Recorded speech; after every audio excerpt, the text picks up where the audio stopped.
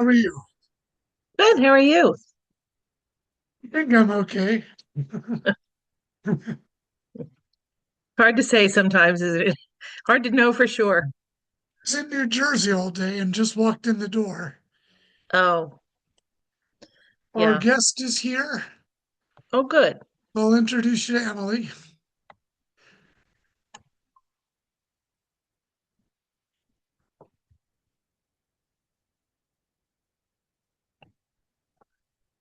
Hello.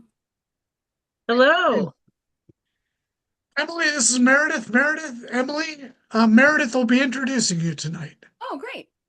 How Very are nice you? to meet you, Emily. You as well. Thank you. Hey, Steve, what's the name of our team again? Do I need to introduce myself first? The discernment team. Okay, Congregational Vitality and Discernment. Church vitality and Oh, discernment. Church Vitality and Discernment. Okay.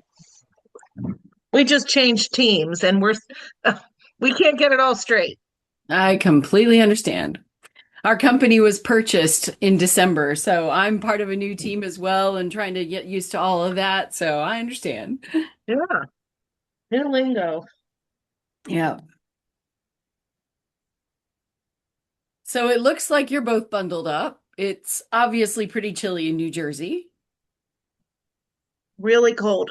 Yeah. I'm It's in Pennsylvania. Where are you, Emily? Indianapolis area. So And it's how very is it that cold here too. Oh, yeah, you're not getting It's spared either. plunging down to -4 tonight. So Yeah. Wow. I watched the evening news and they indicated there was a spot in the forecast where we're going to get above the teens and everyone rejoiced because it's been really cold. The coldest I can remember in sort of recent history, like a decade or so. Mhm. It's cold here for a long stretch. Yep. Yeah, People in. We've got one, two, three, four, five people great. And here. Drake should be joining us too. I Drake gave is him one of them. Yep. perfect. All So right. we have four civilians, Great. and then the rest And of us. then let me just try to share my screen first so And I can that make you a yeah.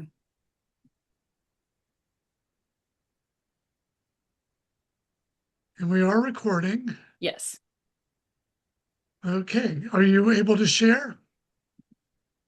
I am. Looks good. All right. So I will do that when after we've done introductions. Sounds like Yep. a plan. Okay. All righty. Here we go. Thank you, Emily. My pleasure.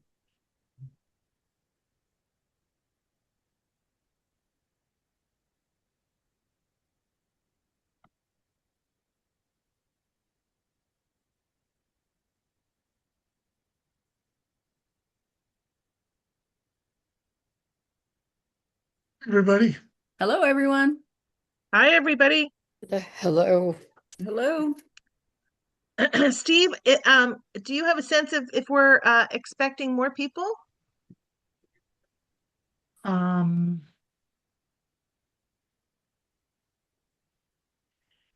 we have more people registered. We do. Um, Okay. I'll let them in. Maybe we could wait for a moment or two and Yeah. give Yeah, them I don't want to extra delay it chance. too long, right? But Right. we'll get started in a minute or two. We'll give them just a couple more minutes in case somebody got the dreaded downloading updates With Zoom, as they yes. as they open their Zoom app. It happens to every time, especially if I'm running the meeting. It always happens. Yeah. Yes. No doubt So about it. again, Drake. I'm doing well. How are you doing? Well, thanks. Good to Yeah, see good to see you. you. Well, Doris and Jean and others who are here, if you wouldn't mind putting something in the chat to tell us where you're from. What churches do you serve? Great idea. Well, I'm with the Newton Presbyterian Church, and I'm chair of the Mission and Outreach Committee. Great. Okay. I was going to write it in the chat, but I'm Jean Perry from the Community Presbyterian Church in Chester, and I also I'm an elder, and I am the chair of our mission council. Great. Thanks for Ready? giving me a bit of context. You think we're ready, Steve, to get started? I want to be fair to the folks who are here. So it's Yeah. being recorded, so it will be available. as There you go. people- We'll honor our time together. Well, welcome everybody and good evening. My name is Meredith Mueller-Bolton, and I am a member of the newly named, but not a new committee. We're now called the Church Vitality and Discernment Team. And we are very glad to bring you this webinar this evening. I'm coming to you from sunny, it's not so sunny, Cape May, where I've retired recently, but still a member of my hometown presbytery of the Highlands. So we're very glad that everybody's here. Thank you for coming out this evening. It is my pleasure to welcome our guest speaker, Emily Reece. Emily is a strategic consultant for MissionInsite and ministry advancement at ACS Technologies. She brings us this evening experience from previous roles at the United Methodist Church, the Indiana Conference of the United Methodist Church, and Liberty United Methodist Church. She holds a Master's of Science in Communications. And oh no, it's a longer title than that. I guess your master's is in Communication, Organizations, and Instructional Design from Illinois State University. Did I get that right, Emily? Yep. There you go. That's a mouthful. We are so glad to have you. Thank you so much for joining us. And we'll stick to this agenda and try and honor everyone's time. And we'll hold questions, I think, until the end, unless you want to do that differently, Emily. Do you want to be interrupted, or shall I monitor the chat and see if there's questions, something like that? Yeah, let's do that. And I've built in a couple of places to pause and address questions as well. So yes, that's great. Anytime you want to stop me and we'll cover a question, that'd be great. And my colleague Drake Hoffman has joined us tonight as well. And so he and I may tag team this a little bit. I noticed that I'm thinking most of you have not registered for MissionInsite. So I want to make sure that we offer the opportunity. So I'm going to share a link in the chat. And if at some point we need to have you do some registration, I might throw it to Drake so he can keep doing some things and I can help troubleshoot if you want to get registered to use MissionInsite. So we'll do our best to get you oriented this evening as well as help you get registered. And I think sometimes people learn best when they actually put their hands on the project and the product. So we're going to give our best overview, and then we hope that you'll be able to apply that as you work with your churches. So I'm going to start by sharing my screen, and I've got a quick overview of the product and some of the features of it and some highlights of things that I like to use to set the stage for what we're talking about with MissionInsite. And then we'll dive into the product itself a little bit later. But before we begin, I would like to open us with a prayer, if that's all right. Please, that would be wonderful. Thank you. Okay, so let us pray. Holy and loving God, we thank you for the opportunity to gather across the miles this evening, and we pray that you will help us to focus our attention on you and the call that you have placed on each of us to love our neighbors as we love ourselves. So we just ask that you would help us to be mindful of your presence with us and help us to listen to the nudgings of your Holy Spirit as we share this time together tonight. I pray your blessing on each person gathered, each person who hears the recording later, and each person who's serving in their local church and striving to love their neighbors more effectively. I pray all of this in Jesus' name. Amen. Amen. So I'm hoping right now that you are seeing a screen that says it's hard to love your neighbors if you don't know them. And so that's where we begin our conversation tonight. We really want to love our neighbors, but sometimes we don't know who they are. And so this is part of what we do to approach this topic with MissionInsite. We really begin not with just the demographics, because that's an important factor of what we're talking about. But ultimately, what we're talking about tonight is it's about building relationships using contextual intelligence. And so as we think about what contextual intelligence is, we want to begin by thinking, well, we are trying to understand the world around us. And so these people who are looking around, they're sort of kind of quizzical. They may look a little suspicious. They're trying to figure stuff out. But then ultimately, if we learn some things about the world around us, what do we do? And do we do the right thing with them? So understanding the world around us and knowing what to do with and for people around us is where we begin the conversation this evening. We like to think about the strategic mission and ministry focus of MissionInsite according to three key questions. The first being, who are we? So this has to do with our congregants. Who are we as a congregation? Who are the people who are part of our gathering? Who are they? What do they care about? What are their characteristics? And then how does that contrast or maybe compare to who are our neighbors? And this gives us insights into our mission and ministry areas. So sometimes we may feel like we are a really good match with our ministry area, and sometimes we may feel like we're kind of a mismatch. So the key question in the third question is, well, how do we serve people? And that means how do we serve the people that we currently have and serve the people who we want to build relationships with? So these are some of the questions that drive what we try to do with MissionInsite. We need to understand ourselves better, our congregation better, and understand our community better so we can love our neighbors more effectively. I usually begin also with an overview of the demographic materials and the content that's available within the system, because a lot of times people think demographics, oh, that's the census, and I can get that anywhere. And yes, there's census information in MissionInsite, but it's not just that. And one of the things that I also like to tell people up front is that we update data twice a year. So people sometimes think of data being very stale, and particularly if we think about the US Census itself, the fact that it happens every 10 years gives us a bit of a kind of a feeling when we look at data. Well, how current is that? How accurate might that be? So as we look at the data sources that we have with MissionInsite, I hope that you'll understand that we do update the data twice a year so that we try to keep it as current and relevant as possible. And these are the data sources that we use. I'll just do a very quick overview, and then I'll dive a little bit deeper into each one of these sources. The first one is Synergos PopStats. And so this is the basic demographic data. This organization does demographic updates, and they take the information from the US Census and various other places, and they stay on top of it. And so we use that data source as a foundational piece of MissionInsite. Next is Mosaic, and this does people group clustering. So we'll take a little bit of a look at the ways in which Mosaic help us to understand groups of people and not just individuals. And then we're looking at different profiles within the system that would help us to understand this neighborhood a little bit better or that people group a bit better.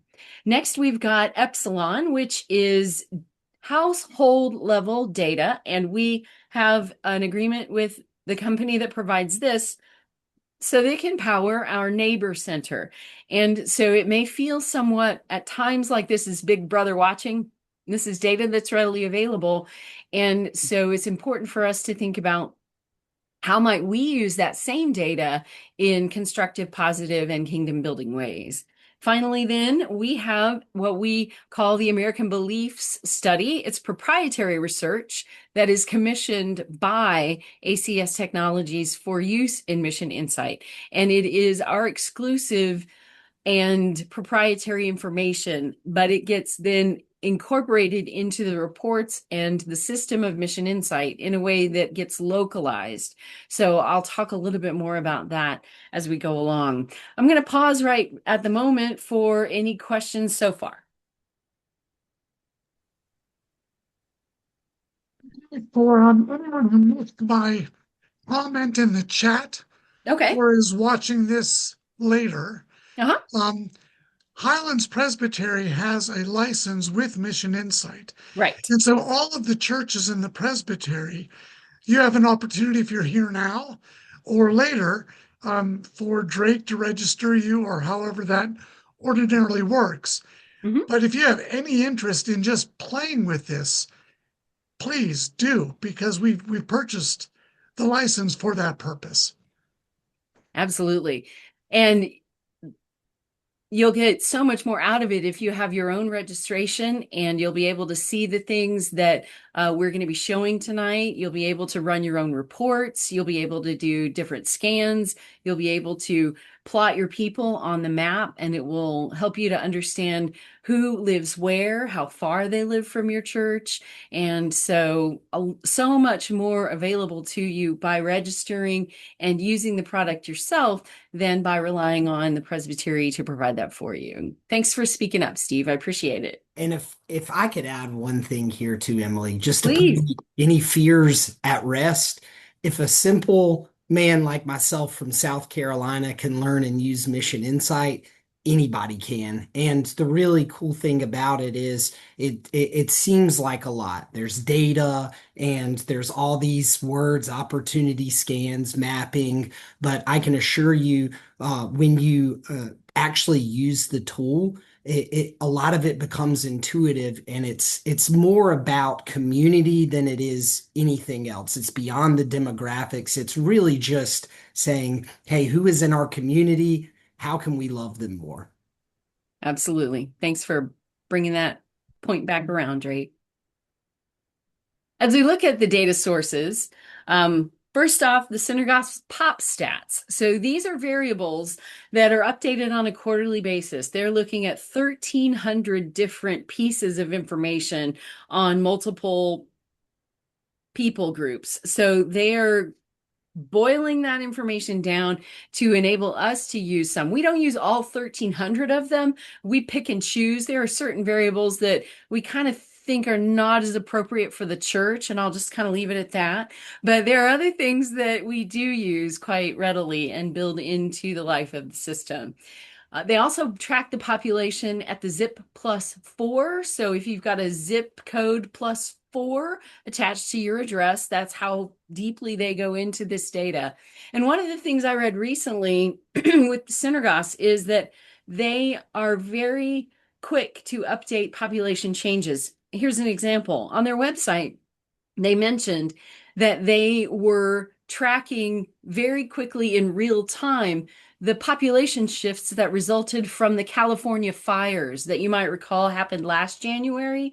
So within a quarter, they're tracking things like that. So another example would be the Hurricane Helene when it blew through the South and traveled into North Carolina and really devastated certain parts of the mountains of North Carolina. So Synergos is tracking these kinds of things and creating updates. Now, again, I mentioned that we update the data twice a year. So they are creating these updates. We get information from them that we release into the product twice a year. You're in luck because today we just released data last week. So you'll have brand new, fresh data to look at once we get you registered and you can start playing around in the system. Next, we've got the mosaics, and that is a clustering system that enables us to understand those people groups. Here are two key questions that relate to mosaics. Well, how is the congregation like the community?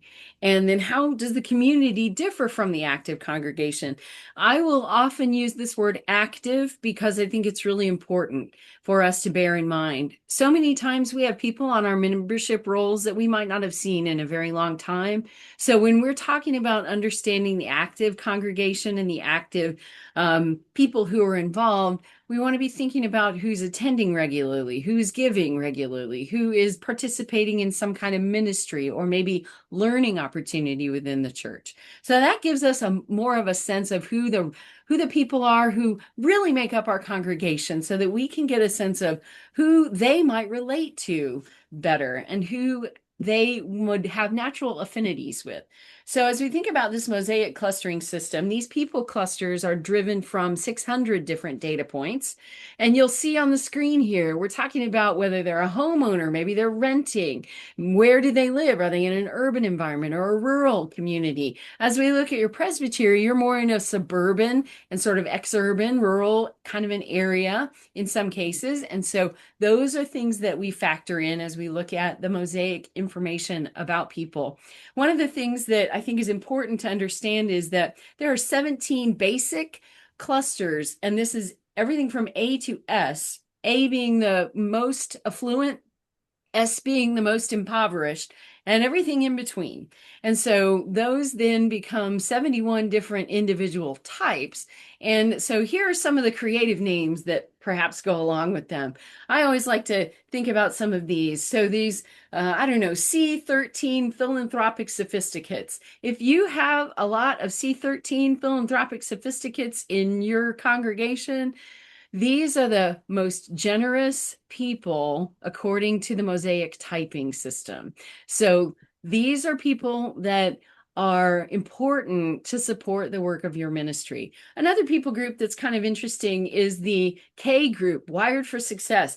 The overall grouping there is significant singles. And so sometimes these would be older singles. Maybe they're divorced, maybe they're widowed. So this is also a people group that might show up from time to time. As we look a little bit deeper into the system itself and what it can produce to you, we're going to take a little bit of a look at the people groups of the presbytery in general, and then we can then hone in on, well, how does what we see in the presbytery overall look different or the same in your community? So a couple more creative names. One of the other ones I always like to point out is the True Grit Americans. And if you're familiar with John Wayne movies, it just paints a picture right there of, you know, what that looks like. And often we find those more in the Western states. And so there are different places where these mosaic clusters will be more prevalent. And so we're going to examine what is true in your area.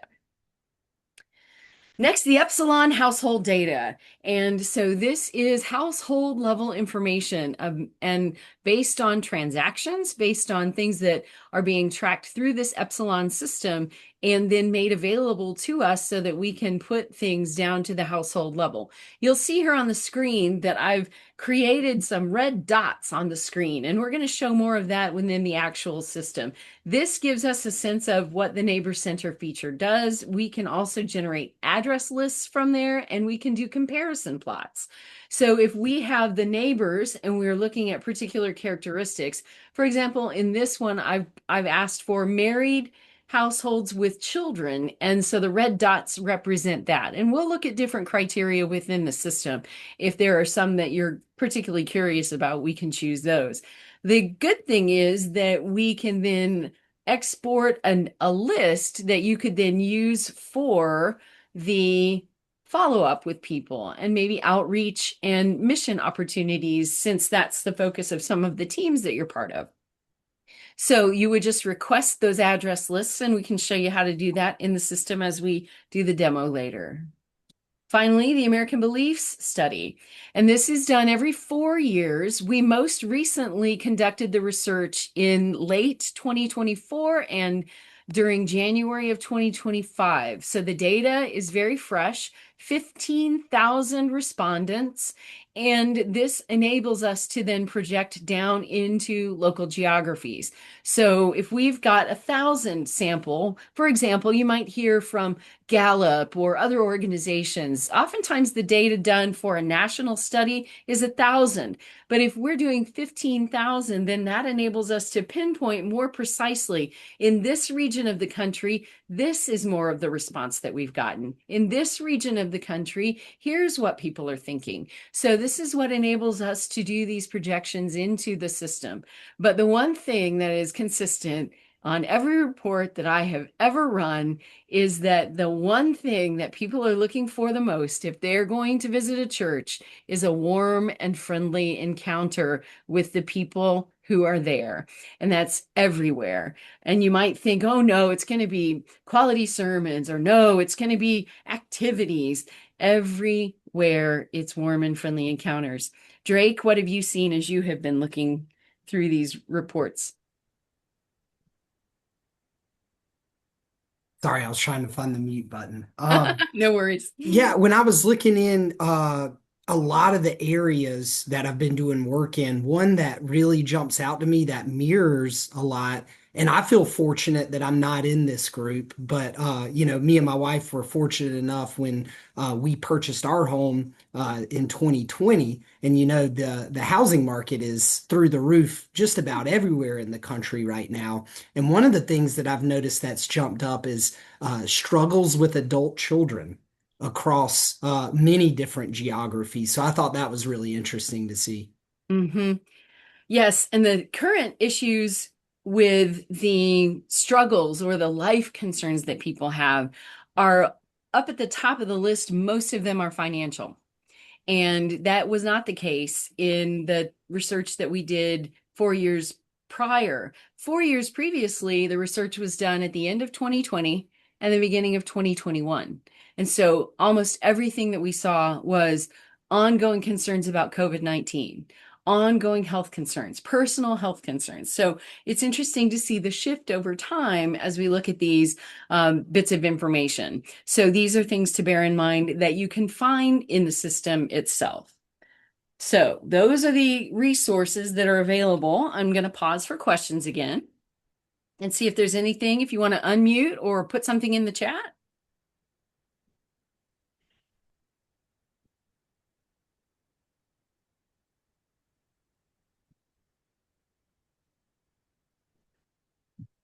All right, seeing and hearing none, I'm going to keep going. So I figure it's important for us to set the story of the presbytery. And so one of the most pivotal reports that we have within the MissionInsite system, it's pretty much the gold standard that gives you a big overview of what's going on with any area, is the Executive Insight Report. And so we're going to paint a bit of a story of the presbytery by looking at parts of what is involved in an Executive Insight Report. So we'll start with population and household trends. So what I typically will point out and look at and help people to understand when we're looking at these reports is what are the trend lines that we're looking at. So I've highlighted with a red arrow the area where it looks like we're seeing a downward population trend. So what we're seeing here is the population by household. This is just telling us that we've got smaller households, fewer people living in households than we might have seen in generations back, right? So in this case, it's not a huge change, but it's a small change that's important for us to think about. The other piece is that we're seeing a consistent growth in the population over time. So we're also seeing growth in the households. And so that tells me that we've got some building going on. And so if we're looking at households, number of households increasing, it's important for us to think about, well, what does that mean for us? Because some areas are packed so tightly. They're in urban environments. There's no place to build. But in more rural and suburban areas, we might be seeing more building and growth. So those are a couple of things to bear in mind as you're looking at those population and household trends within those reports. Another, of course, is the race and ethnicity of the community. And this is an interesting and diverse area. So if we're looking at the presbytery as a whole, this is what that looks like. So we're seeing a majority of white Americans there, but we've also got some good diversity in terms of Hispanic, African American, Pacific Islander, and Asian folks as well. So as we think about what we are doing and who our neighbors are, we understand that there's some diversity in the area, and that's a good thing for us to bear in mind as we create opportunities and programming. Other thing to keep in mind is the phases of life. So this is information about generations and where are they in terms of how many people are in the area. I've circled the 2 generations that have the most people in them as of 2025. So we're looking at 442,532 in this coveted age 35 to 54. This is the age group that every church wants to have more of, right? And then we've also got a lot of folks in the age 65 and older. And so this is a place where we're also looking at some trend lines. So if you have any knowledge of the generations of the US, tell me what you think you're seeing in these two areas that we're looking at. What would you say would be age 35 to 54 and 65 plus? Meredith. Yeah, so it looks like the population is aging Mhm. as a whole. So um that that family and empty nesters will be losing some traction, Right, and the population of 65 and older will be gaining traction. right. In fact, but there's other ones that gain traction as well. Mhm. That's right. That's great. Good observation.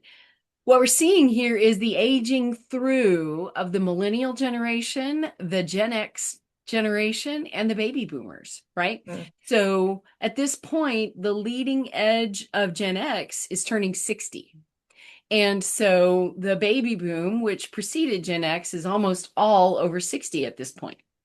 And so these are some of the trends that we look at. And then as the millennial generation ages into that middle-aged area, 35 to 54, we're going to see some of that. These are the two largest, the baby boom and the millennial generation are the two largest generations in American history.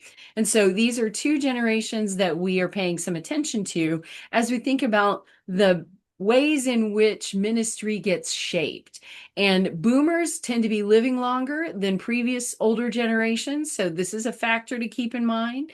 And then we've also got just opportunities for people aging through, and then the trailing generations coming behind them as well. So these are some phases of life that might be interesting to note as you look at your reports.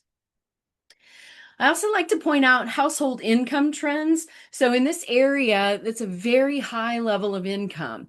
And so we're looking at the 200,000 or more. This is household income. So it's more than likely that this reflects two incomes or more. And so that's an important factor, also to understand the affluence of the area.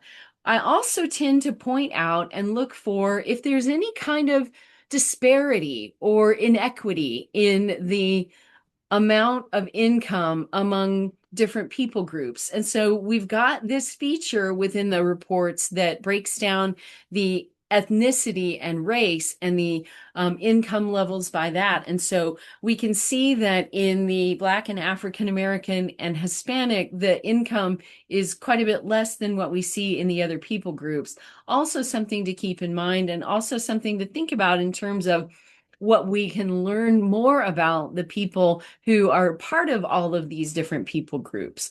As we look at these reports, these are just some tips to help you think through, what do I need to be paying attention to? Also like to look at the percentage of households led by single parents.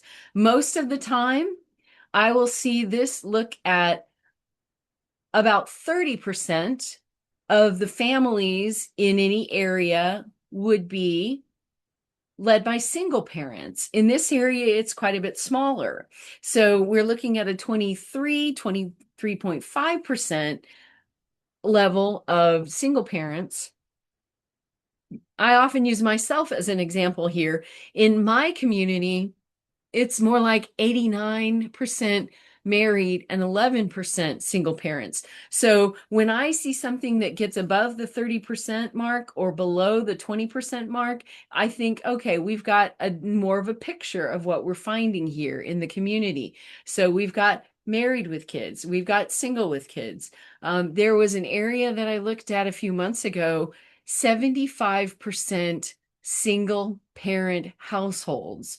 So that was an incredible insight into what's going on in that community, and a major opportunity for a church to serve a people group that is really an important and perhaps somewhat impoverished people group as well.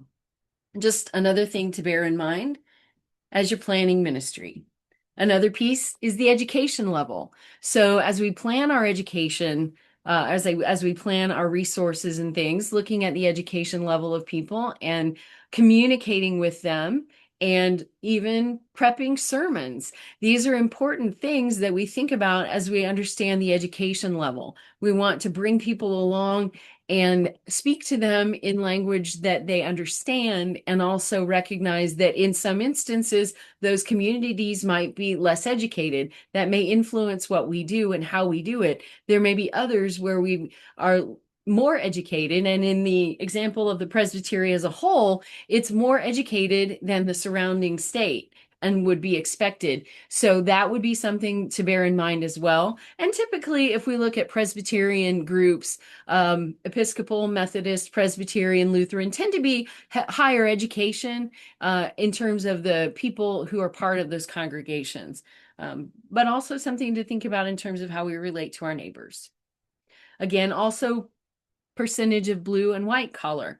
This is another area where I will rarely see a blue collar number this small. So in this presbytery, you've got highly educated and more white collar populace that you're working with. So those are important pieces to keep in mind as well. And within certain areas of the presbytery, it might look pretty different. If you've got a more rural or agricultural area, that may paint a different picture. So, who are the people of your area? These are some of the tips and tricks that I wanted to impart to you. But as we think about who those people are in your area, this is where we're going into the system. So I'm going to pause again for questions. I'm going to stop sharing that screen and see if we can bring everybody up and see if there are any questions that we want to address before we hop into the system itself. So Emily, it strikes me it's so rich. I mean, the layers and layers of information that's available are super rich. And I confess that in the last church that I served, which was Frenchtown, Mhm. down along the Delaware River in the southern part of the Presbytery, Hunterdon County, as an interim, Steve ran these reports for me, so I Mhm. got them, and then promptly they hired a new pastor, and I was out of there. So I So you played left them for them. around. I did, and that's one of the questions I have for Steve. Does Emily know she has this down there? Do you know, Steve? Not me, Emily. Must be a different No, Emily. Emily, yeah, right, the new pastor. I have not talked to her about it, no. All right, so I should probably send her an email and say, hey, this is available. But anyway, my question is, um, I was not very adept at, I mean, I looked broadly through the results that came, but the stuff you're pulling out right now is Mhm. really cool. Mhm. And is it just practice makes perfect, or are there Tips and tricks. Yeah. yeah, Sometimes it's just knowing that. And so that's why I try to set up the conversation with this sort of overview when we're talking about looking into this a little more deeply, because I have looked at these for many, many years and I've seen them from all over the country. So things just jump off the page at me after a while. And if you're looking in different areas, things will begin to make more sense to you. The narrative that's part of the Executive Insight report will also point things out that are anomalies. And so that can lead you to some okay, insights and clues as well. yeah, And then there are also opportunities to reach out to our support team and to myself. So if our support team gets an inquiry and they don't know what to do, they tend to kick it to me and say, Emily, can you help? And so that's really part of my job, is to help with the interpretation of these reports. that's great. Thank you Yeah. so much. That Uh-huh. helps. Any other questions? That was great observation, Meredith. Thank you.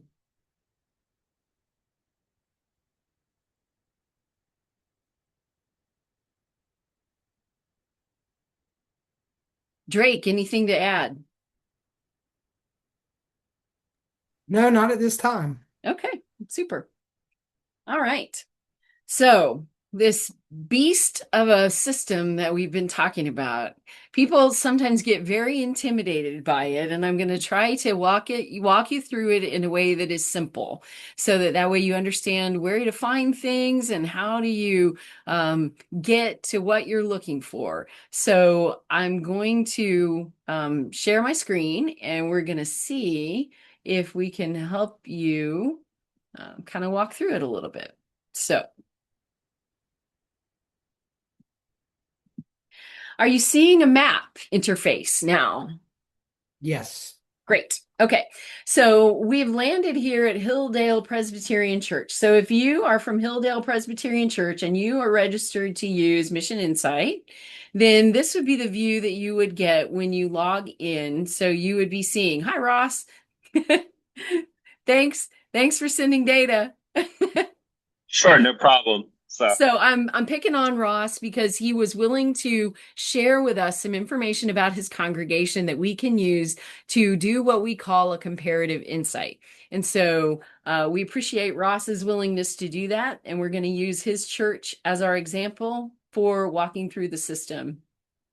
So you would log in and then you would come in here and you got home. So you've got some account information. And then if you've got the rights, you need to be a study manager in order to do a people upload. So we would want to know that. You're going to walk down the left side of the screen if you're going to try to navigate within the system itself. Sometimes people who are brand new to the system like to go to the assistant. So I'm going to show you that. It looks like a little magic wand and it says go to assistant.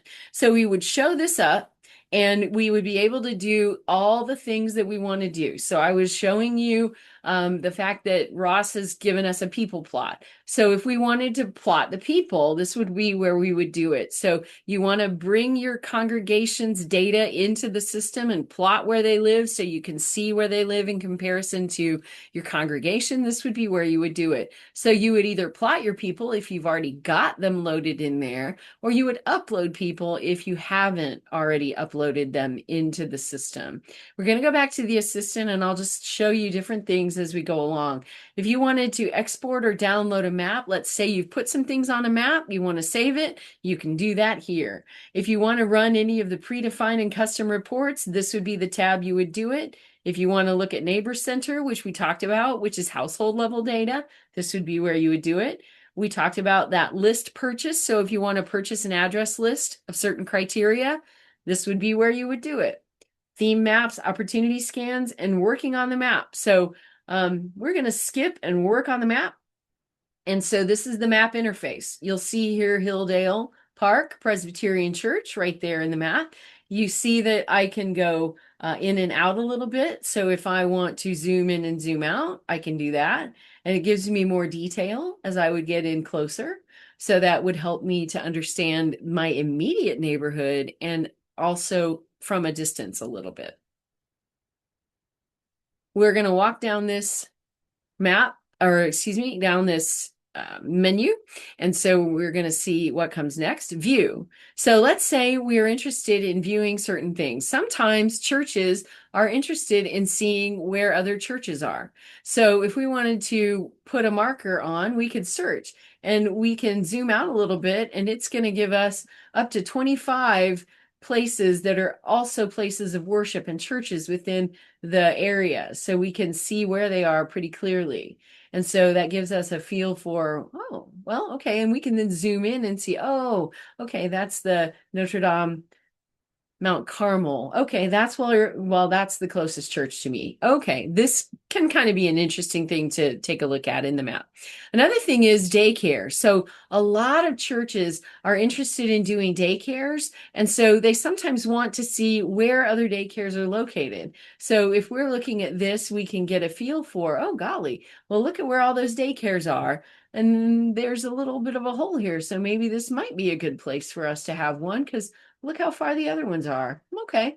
So we might think about that. And then these other pieces as well, where are the schools, libraries, hospitals, and so forth. It just really depends on the types of ministries you're interested in exploring as to what you might want to put there on the map in that view area. You can also zoom in and zoom out. You can reset the zoom. So it would bring you right back to where you came in and how it looks. You can then change your map style if you want. I tend to work with this map because I think it's easiest to see and interact with. But let's say you wanted to take a look at and see where there might be parks or something and see it more vividly and clearly on the map. You could turn on the satellite view. So here we've got lots of green space. So we might want to zoom in here and see, well, what's that all about? And so these are just some things that you might want to be interested in. Oh, Mountain Way Park. So we've got this big park over here. Let's say we wanted to do a community activity. We didn't want to do it on the church parking lot. Maybe we have a park that we could go to that's not too far away. These are the kinds of things that we think about as we want to look at ministry opportunities for outreach and connecting with our neighbors. Sometimes going to where the neighbors are can be a very useful thing. And so this would be a way of taking a look at that in a satellite version.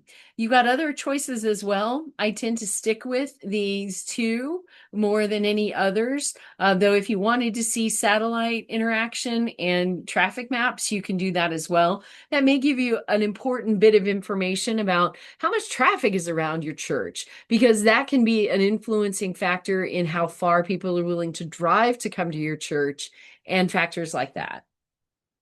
So this is the view area. And also, if you wanted to change the opacity of the map to see something a little bit better, you can do that as well. So you can take that out and then you can zoom in on just the things you wanted to look at. So if we wanted to just see this, or if for any reason you wanted to show the map in a way that would highlight a specific thing, you can change that opacity and take out some of the detail, and it'll just hone in on the things you want to show.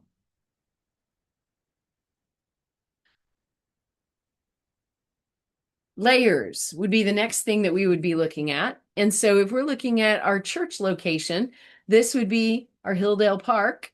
And then I'm going to go over to the right-hand side and clear these markers just so that I can remove that distraction for a minute. So you're going to be looking down the left-hand side to interact with all the menu, and on the right hand side you're going to be looking at all the different ways that the information is going to show up in the selections of what you're doing. In this instance, we've got the church layer on, but if we wanted to turn the church layer off, we can do that as well. So we would then remove our church and the other churches that are visible in our view from this standpoint, but we want to turn this back on. So we've got that, but you have the control over that if you wanted to turn them on and off. If you wanted to select a church, we're going to select this church. So we know that Hilldale Park Presbyterian is right here. We've got the address information. If we need to move this church, let's say it's not quite in the right spot and we want to move it a little bit, you have the capability of doing that. So if you needed to just over ever so slightly, you can do that.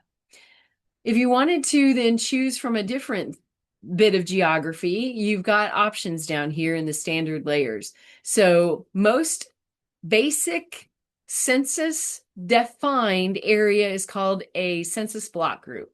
So if we wanted to look at the census block groups around Hilldale Park Presbyterian Church, we would turn on the census block groups layer. And you can see now that there's a layer of green that has been turned on. And so if we wanted to choose, we're going to just choose the immediate area right around the church. So this would be the census block group around the church. And we can zoom in a little bit and see, wow, there are a lot of houses right in this area. And so that's an interesting bit of information for us to know about. Some churches out in more rural areas, there aren't a lot of people in the area. So there's geographies that they're working with are much, much bigger. But if we wanted to just take a look at this block itself, we can do that. If we want to go to a census tract instead, we can do that. So I'm going to take down this census block group. I'm going to look at census tracts, which are composed of block groups. So we've got a census tract that is made up of multiple block groups. So we could turn on the block groups and see how they connect together, and we could turn that block group off.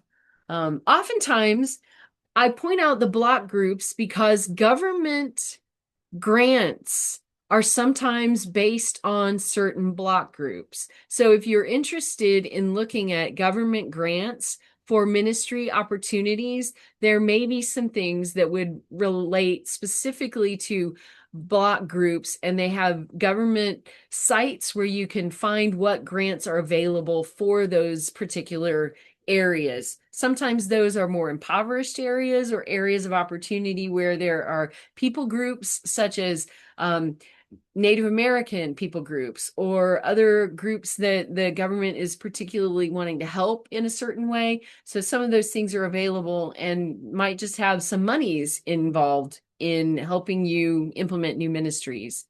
And then the tracts We can also look at cities. So we could choose from a city instead of a tract. We could look at a county layer and choose from it. So if we wanted to look at the entire county, we would choose the county and we could run the information about the county and state. And then if we also were thinking of a zip code. So sometimes churches will hone in on, well, I've got 4 or 5 zip codes that I really draw from. And that would be a place where you could say, okay, I'm going to just choose these 3 zip codes. Whoopsie, I'm looking at the county again. So you always want to make sure that when you are looking to select from a layer, you switch your arrow. So we're going to look at the zip codes here and try to see where we're going. So we're going to go back to our map. We're going to zoom to the view to reset. So we've got Hilldale Park. We're going to choose the zip code that's right there. So you can see how the zip code differs from the census tract that we were looking at in the census block group before. So if we wanted to look at the census block group and then the zip code, you can see how much larger the zip code is than that block group. You can also then choose the elementary districts and so forth. So let's say you wanted to do something in collaboration with an elementary school district. You could take a look at that, or the high school. And then you've got the opportunity of selecting that and running demographic information based on that. Anytime you want to run one of the reports that we've been talking about, you would need to select a geography first. So that's why we go to the layers area here. And so you would want to do this. You can also then take your own shape. And so if we want to just, nope, I'm going to abandon all that. I don't want to look at those layers. I don't want to see the zip codes or the census block groups. I just want to draw a shape. We can do that as well. So the shape that I tend to recommend to people is not a standard shape, though oftentimes you've heard you need a 2.5 mile radius around your church. And that's probably something that you've heard a lot. And so sometimes those reports get run that way, or a 5 mile radius or something like that. The research that we've done with the American Beliefs Study suggests that people are willing to drive a certain amount of distance and time in order to visit a church. So I tend to recommend a drive time because that's a feature that we've got in the system that enables you to visualize how long it takes people to get to your church. So if we're going to use the travel polygon feature, I'm going to just click here on the Hilldale Park Presbyterian Church. We're going to choose from that layer. So we're going to choose the church layer. We're going to look at that. We're going to make sure that we're creating a travel polygon. We're going to choose from a point on the map. And we are going to drop a pin here. And you'll see that it dropped it right there. So we've got the pin set now. And then we can drop and choose the shapes. We're going to draw the map. I'm going to change the color of this one to more of a red so it's easier for you to see.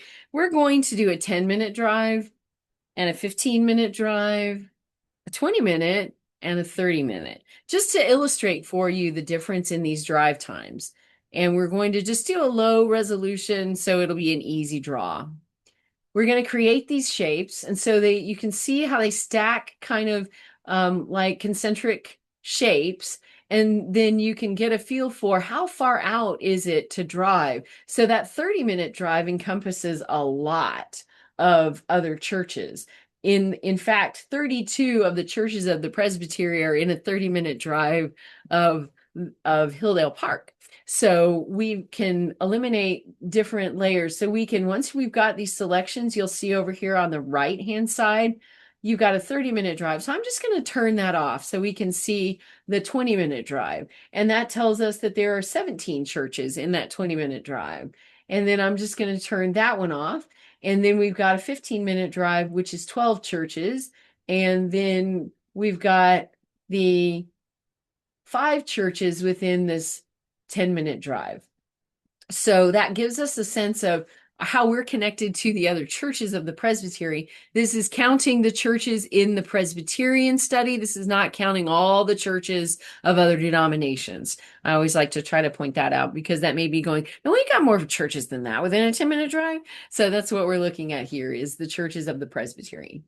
So if we're looking at a 10-minute drive, the reason I say a 10-minute drive is because our research has indicated people who have no connection to a church are willing to drive about 6 minutes to visit a congregation. If we were to invite somebody to a church, so we could do this as a 6-minute drive, and that would be eye-opening perhaps to see how close that is and how inconvenienced people would believe themselves to be if they had to drive farther than that. So that gives us a very stark reality of what we're dealing with in terms of people's willingness to come visit our church. Drake, you're smiling. Talk to me a little bit. No, I just think that I mean I put that into context for my own life, right? Me and my wife were we have two young children, a 4-year-old and a 2-year-old, and we're in the Bible Belt of South Carolina, and there's a ton of churches to choose from, and we are members at First Presbyterian, which is basically right across the street from us. And a lot of it is convenience. Yep. They got a great children's program, so that was a big reason. But there's a lot of churches with great children's programs, but they're longer than we walk to church when it's nice in the springtime. So yeah, just really relevant to me personally. Right. So the idea then, of course, is if we really want to get to know who our neighbors are, the ones who are most apt to be willing to come to our churches, that 6 to 10-minute drive time is an important range, I guess, to get in our heads. And so I just wanted to demonstrate that for you because of that. So we're going to keep this one. We're going to just go ahead and delete the others. We'll use this 10-minute shape. And that will enable us to then go in to show the demographics. So as we look at the demographics, I ran you through some of the highlights of an executive insight report, but this is where you would find those reports. So under the demographics area, we're going to be looking at this 10-minute drive time, and we can select any of these predefined reports. So the executive insight report is the one that we were looking at before. A quick insight report is one of my favorites because it gives you at a glance 11 different things to take a look at that are high points. One of the things I really like about the quick insight report is that it highlights the level of poverty in an area. And for me, I always think about the words of Jesus, you will always have the poor with you. So it's a factor that I want to keep in mind. Where are the impoverished people around me and how can I serve them better? And so as we're running this report, we're going to look at the quick insight report in contrast with what we were looking at with the executive insight report. And so anytime you run a report, I usually like to point out this area up at the top, down up here where you can kind of see these dots spinning. So it looks like the report is finished. You're going to look up in that area and we're going to open this quick insight report. Can you see the report? Because sometimes when I'm in different environments, it doesn't just show up. Okay, so we're going to zoom in a little bit and we're going to look at this quick insight report. The story view is an important thing for us. This is the one, I think, the at a glance piece. And so we're going to look at in this 10-minute drive time, okay, we've got some moderate growth in the area. We have moderate growth in the school age kids. We've got about the same number of families with children. The educational attainment in the area is very high. It's fairly homogeneous in terms of the diversity. We're looking at the median household income is greater than the state, which we already saw for the presbytery. So these things are stacking up with what we've already seen comparable to the presbytery. Somewhat below the poverty level, somewhat white collar in its approach to the occupation. And then the largest racial ethnic group is white. And then if we're looking beyond that story view, we've got some of the basic reports, charts, graphs, and things that we would have seen when we went through the other report. So again, population and household. Are we growing? Are we changing? Is the population size of the household getting smaller? So this is 2.6 moving to 2.5 to 2.51. Which the other one we were looking at for the presbytery as a whole, 2.74. So these are some things that we think about as we're looking at what are we actually seeing. I want to also mention the family households here. Family households would be identified people who we know are part of a family. And then you're going to see some things in the system, perhaps, that say non-family households. Non-family households might be areas around a college town, for example, where you would see a lot of roommates sharing a house together. They're non-family, but they're all in the same household. And so those are some things to keep in mind as you're looking in the system as well. Population trends, married and single. So we're seeing more of the single. So we see more married people and fewer single parents than we would expect to see in the state. And so that's consistent with what we saw for the rest of the presbytery. So these would be just things that you would kind of look through as you go through. We're also looking at that families and empty nesters age group. So we're seeing a high incidence of those here, and also the retirement. So those two generations that we looked at earlier are very prevalent here. We're looking at the education. So we've got higher education level here, which was already illustrated in the story view. We've got the blue and white collar, so it's comparable to what we saw for the overall presbytery. Also comparable in terms of the racial ethnic diversity, though the Asian is higher here than the Hispanic was, and overall in the presbytery, there's more of a Hispanic presence. Another thing to keep in mind as you're looking at ministry opportunities. Here's where we see the mosaic segments. So mosaic households that we were looking at earlier, and we saw the A to S, and then this is what we're looking at here. So you remember how I said the C13, the booming with confidence, philanthropic sophisticates was the most generous in the system that we look at with mosaics? Look at who populates this area more than any other people group. So in the study area, we're looking at 7,000 or 26% almost of the people in this area reflect that mosaic type. So there is a generous nature to the people around this church within this 10-minute drive time. Also, we look at these, and then this mosaic handbook is your guide to understanding these mosaic portraits. So if we click on this link within the report, it'll take us to this handbook that you can download, and it'll give you an overview of the families. I'm going to just go ahead and go down to the C13 so we can walk through that a little bit. So if we're thinking about the C group, these tend to be booming. When you see booming, think baby boomer. And so they're looking primarily at a baby boom generation. Look at the head of household age. And so we're looking at that from the standpoint of who is part of this group, the estimated household income, whether they're a homeowner or a renter. We're looking at the types of properties, households of. We're also looking at channel preferences. So with this, we're thinking about how do we communicate with these people? What are they going to respond to? And so if we're thinking about these channel preferences, a 40, we're talking about an index here. Index 100 is our standard. That's what we would expect in the area. So anything lower than 100 would be, we're not going to mess with that. So in this instance, TV is not a good option. A 40 out of 100. 127. So this one's looking a little more promising. That would be male. Radio, not good. Texting, not great. Email, winner, chicken dinner. And then we've also got social media. So as you learn how to understand and interpret this information, it gives you clues about not only who the people are, but how you can communicate with them. What would they be responding to? And so these are the ways that you would look through this mosaic handbook to connect with the information in your report. I'm going to go back to the quick insight report for just a minute and we'll finish that up. But you can see then the information within those reports. You're given some text to describe and understand it. You're also given links to help you interpret the information. And then you've got links to helps. And this MissionInsite Mission Impact Guide by Tom Bandy is also a very critical piece. There's one for every one of these groups. It links directly from the report, so you can go in and understand, okay, let's take a look at this booming with confidence philanthropic sophisticates.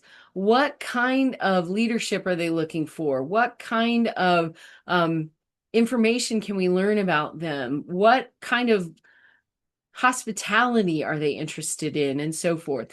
These are available. They're all part of the subscription. You can download them, look at them, go through them. As long as you're registered to use MissionInsite, you can get to all of this information and you can really geek out on a lot of it. I know it seems overwhelming, and it probably is a little bit, but you can see the wealth of material that is available to you within this system. So that's a sample report. And Drake, I want you to help me walk through this comparative insight, okay? Okay, fantastic. So we're going to go ahead and keep this 10-minute drive time, and we've got the people plot for Hilldale Park. So we can go to the assistant or we can go to plotting. So we're going to go to plotting. You can see here that we've got congregants, and we've got the default of the congregants. So we've got all of the people, and we're going to just go ahead and legend by. I'm going to just do no legend at all. We're just going to see, and we're going to show labels, and we're going to plot the people. So this gives us a sense of where the people are. So you're seeing here that we've got congregants. So now we've got some new dots coming in here. And Drake, what are the dots? Those dots are the people that we have uploaded into the system. So we would recommend, and Emily, correct me if I'm wrong, but your active congregation, that would be what you would be looking to upload into the system. So that gives you an accurate portrayal and a good starting point for saying what question we're trying to answer is, who are we as a church? Exactly. So if we're looking at the 10-minute drive time and the comparison of the people who live within that 10-minute drive time, as opposed to all of the people who are plotted. So we've got 75 people plotted. And if we zoom out, we can see how far they're out from this 10-minute drive time. But if we see within the 10-minute drive time, we've got 47 of our people within that 10-minute drive time. So that gives us roughly 62.67%. Whenever we do one of these congregational analyses with this plot, once we plotted our people, we understand that 10-minute drive time being the people we might want to interact with, and we've got the data on that. But we might want to draw our polygon just a little differently to get more of our people. So Drake, if you'll walk through that, I'll go ahead and draw it out. I'm going to get rid of this 10-minute drive time shape. We've still got the marker for the church and we've got the people here, but I'm just going to draw a polygon.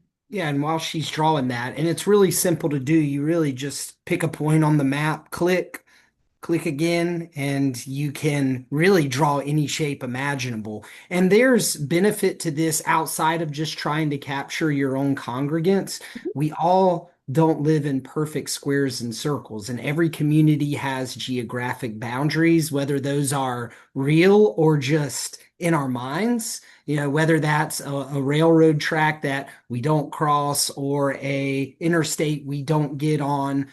There's all of these geographic boundaries that exist in our community. So a 10-minute drive time may not capture some of those. And so drawing your own polygons is a great way to get very customizable in the geography that you're going to select around your church. Yep.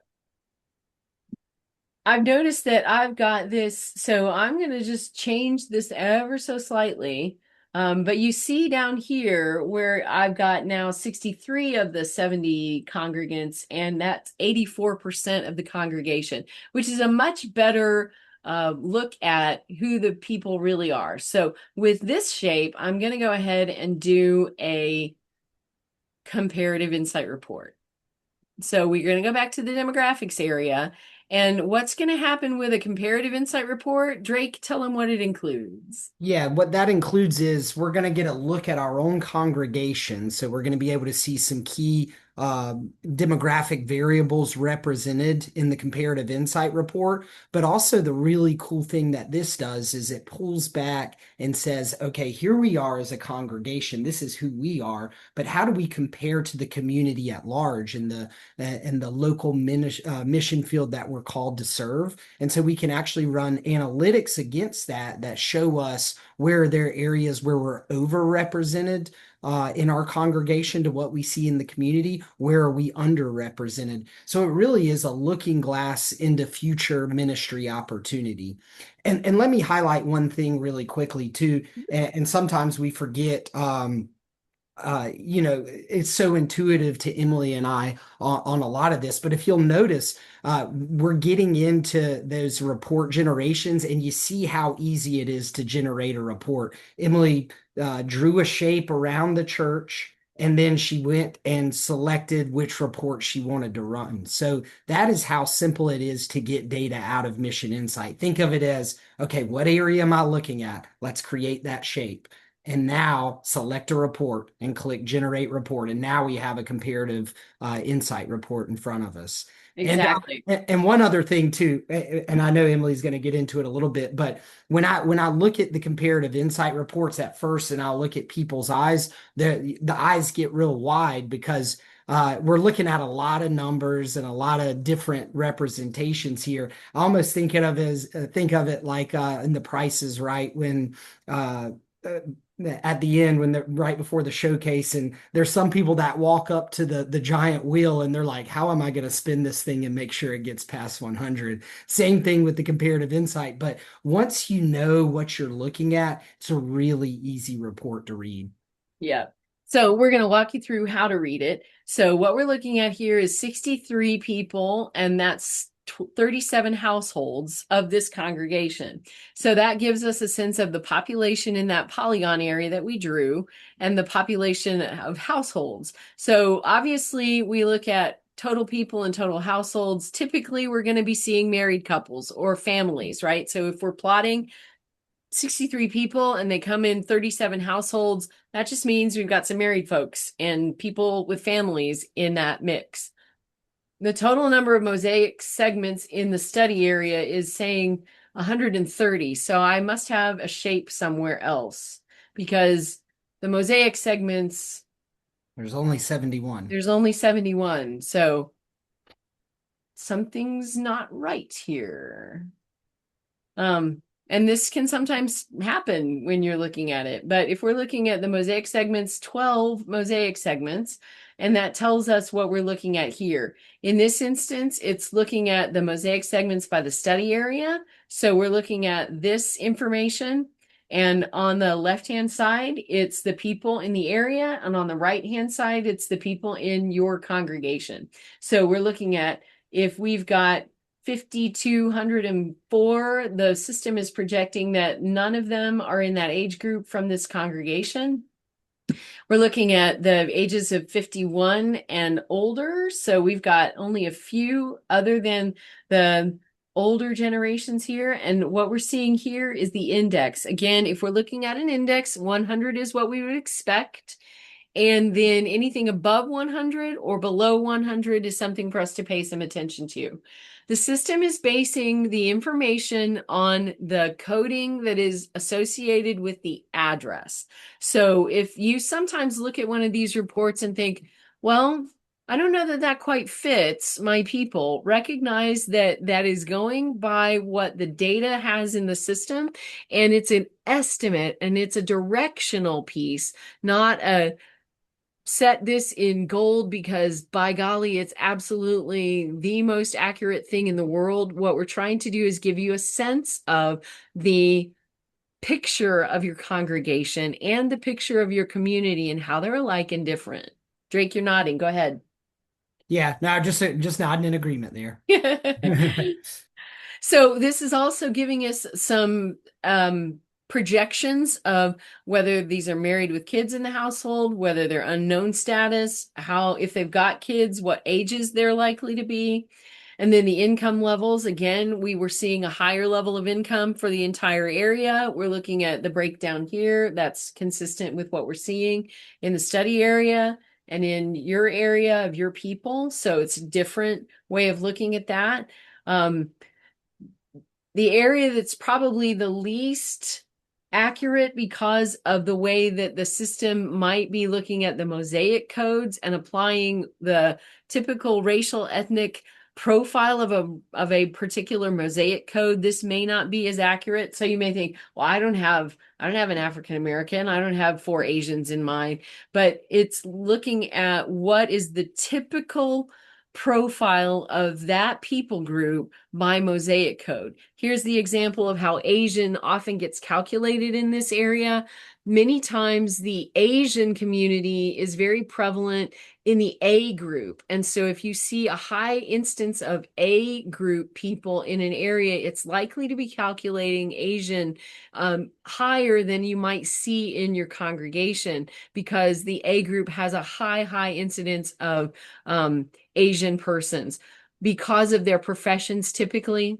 And also you'll see doctors, engineers, attorneys, medical professionals, excuse me, manufacturing and others. And then also entrepreneurs.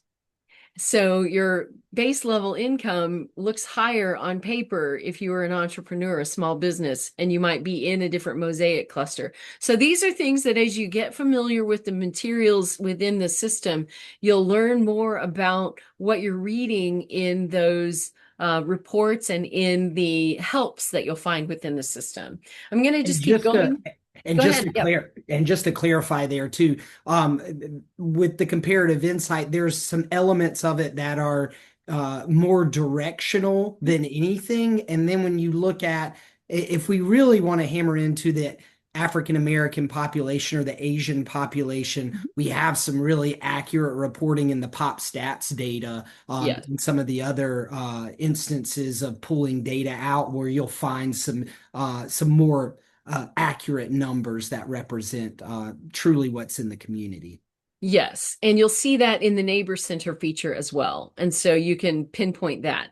We're going to just quickly go through the rest of the Mosaic information here and see where we've got an over and under representation. So again, philanthropic sophisticates, it's the number 1 in the community. It's also the number 1 people group in this congregation. So we're seeing a 7-to-1 likelihood of you having a philanthropic sophisticates group of people within this congregation. So that's an indicator that you're doing very well with that people group. And that's a very good thing. And so as you think about the penetration rate here, how many of the people are we reaching? And then the index also gives us a sense. So we may be really strong in this philanthropic sophisticates, and we may not be so strong in some of these others where we're seeing zeros and the projections here. So this, as I'm looking at this report, I would think, okay, I'm doing really well with the philanthropic sophisticates and the settled in suburbia group. And then there are some others who are these top groups within this area that we have not really reached very well. So I would be curious as to learn more about these people groups to understand where my people might be able to build a relationship with the people who are in the community, but not necessarily in the church. So as you go down through this comparative insight report, that gives you clues on things like that. And then the philanthropic estimate, the financial potential, is the place where most of the time people's eyes get really big, right, Drake? That's right. So tell them what we're seeing here. So what we're seeing here is essentially the representation of those Mosaic segments in our congregation.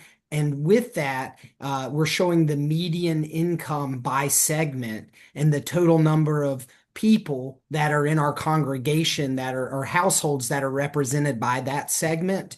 And so from that, we can determine, okay, what is the median income segment of the A01s? And if we had two there, instead of 283, don't make me do the math off the top of my head, it's 560 something, I believe. So what it does is it helps us to understand, as you scroll down, you'll be able to see what is the total income for our congregation by median income segment.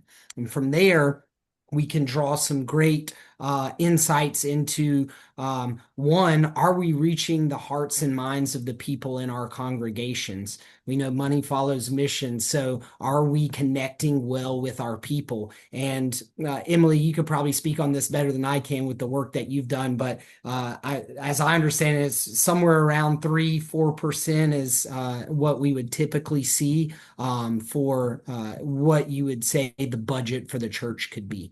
Right. And from that, one interesting thing is as you dive into the segmentations and look at future ministry opportunity, where could our people connect with others in the community, you can begin to see what type of impact that can have on the church budget as you attract new people to the church and bring them in. Then you can see significant opportunities and understand what kind of impacts that can have on the church budget. Mm-hmm.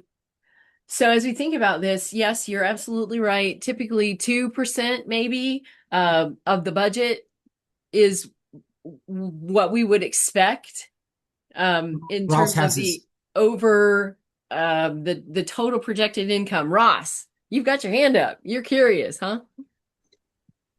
Well, so I wanted to talk about this in the specific case of my community. So what Hanover Township is I've been the pastor here for a little over 10 years. And as I understand it, it was a blue collar factory town with a paper mill. And so that, has turned over. And now almost all of the business is pharmaceutical, law, medical, that sort of a thing.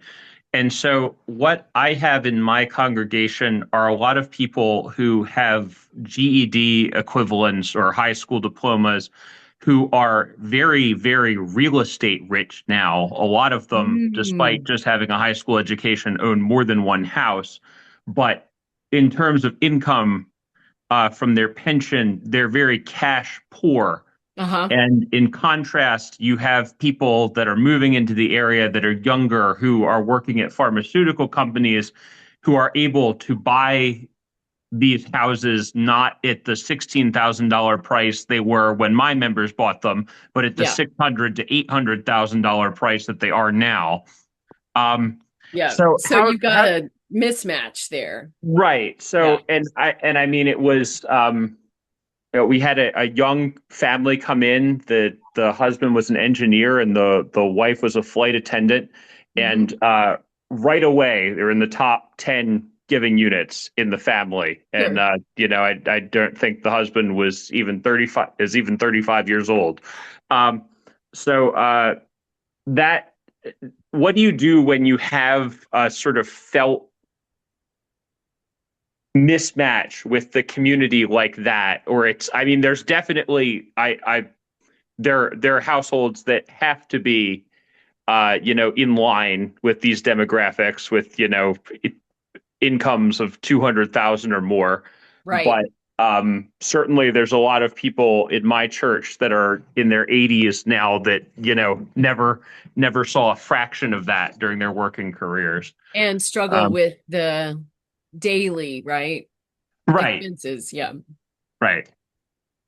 So one of the things that I encourage pastors to do with reports like this is to have a conversation with the elders or with the leadership of the church in a way that says, let's talk about what we see on the paper versus the reality of what we know in the community. And that's where the rubber meets the road piece for me. Is you can look at the reports, but they are an indicator. They are a starting point for you to have those conversations, to really get out and know and understand who the people are in the community and what the challenges are in terms of relating to them.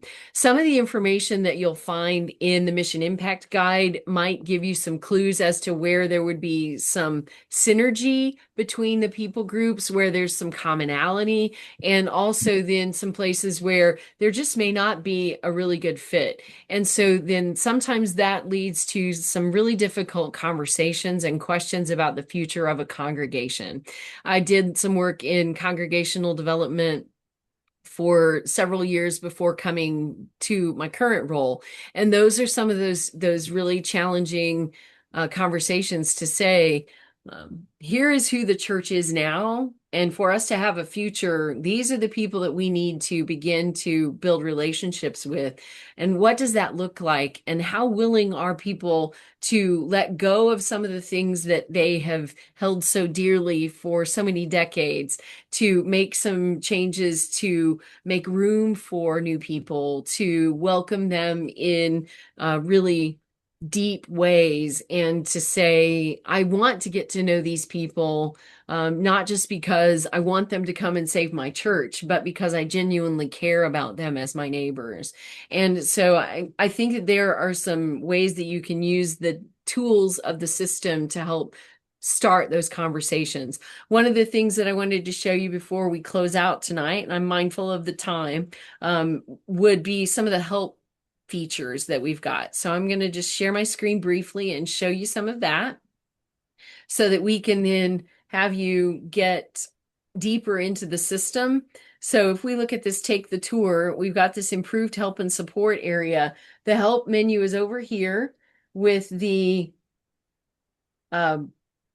question mark icon up at the top. And so we're looking at information here. You would come into this area. You can go into the what's new in the system. You can look at Ministry Smart Academy. If you click that link, it takes you to videos and webinars that you can just look through, read through, watch, listen to, go back, play again and again, stop, pause, rewind, whatever you need to do if you want to do some self-directed learning and understanding the use of the system. This is a great feature within the system. You've got also key documents. So I'm going to point out the key documents area, because one of the things that we have in this is a quick insight and ministry insight, executive insight workshop. So if you were to download this workshop, you would have starter questions to begin conversations with your leaders, to say, here's what the demographics are saying to us. Let's have a conversation about this. So it's got some questions that will cue you to say, what are some of the opportunities here? It's going to give us some of the information about population. So let's think about this discussion question. Is the population increasing or decreasing? Sometimes you can use this as a way to say, let's guess before we actually take a look at the reports. Let's get a sense of what we think we know, and then see if it actually is confirmed by what we find on paper. And so those are some of the tools that are available to you as well. And then all sorts of another help. So you've got links into the help system itself. And then that has a search feature to it. So if you are trying to search for information, you can go to the help center, and that will help you get through whatever you're looking at, how to do certain things. So let's say you wanted to, now, how did I do that people plot thing? Or how do I use Neighbor Center or purchase an address list? All these things that you might want to do are in the help center and easily searchable. So that's another piece. The other thing that is brand new in the system right now is that we have got live chat that's available during business hours. So if you are looking to do that, you can live chat with one of our support team. You can also email the support team, or you can call. So if you're stuck and you're going, I have no idea what I'm doing or where I'm going, help is not far away. And it's just the click or link away for you to be able to walk through some of those things. I know we've thrown a lot at you in the last hour and a half, so I'm going to stop, and I'm going to hope that I'm not just seeing glazed eyes, but I'm not surprised if I do. And So I appreciate your hanging in, and I'm going to see if you got any other questions. So Emily, I would offer the observation that for pastors that have this information, it is super helpful to enlist help from an Mhm. elder or from someone who loves stats, right? Yeah, Because there's always somebody like that in the always. church. Yeah, So if a pastor's eyes glaze over and they recognize that it's really useful, but they're not the statistician, it's worthwhile, I think, to seek out that elder who really absolutely. would love this stuff. And No doubt about it. there's got to be, the Presbyterian churches have lots of people like that. Yeah, no doubt. No doubt about it. Ross, you had a comment or question? Well, yeah, earlier I just wanted to say I was very impressed by the layer pane where you were looking at other area churches, because I know because of an inquiry to rent space from our building that one of those points that was plotted is a small evangelical church plant that, not to sound haughty, but it has like 25 people in it. Mhm. It meets in a building in an industrial park that I drive past every weekday to take my Mhm. daughter to school. Mhm. No exterior signage or anything. I had no idea that it was there. I could jog to it probably before this call ends, now, but I had no idea that it existed, and it showed up there. Like, they do have a Oh, website, but there's no external indication anywhere that they exist. And so even to know something like that is super useful, because if they hadn't come to me and announced their presence, I would have had no idea that they were there. Yeah. Yeah, that's exactly the kind of resource that the system offers to you. Yes, it helps to pinpoint a lot of those things. Yeah. And those storefront churches will pop up. And so it's interesting that they want to rent space from you. Yes. Yeah. We recently started taking applications for people to use our hall, and they're the second church to ask to at least explore the possibility of utilizing the space in the Mhm. last 2 months. Mhm. So it's yeah. I imagine your property would be more affordable than the industrial space that they're currently occupying, and therefore that may be very attractive to them. So, Yeah. yeah.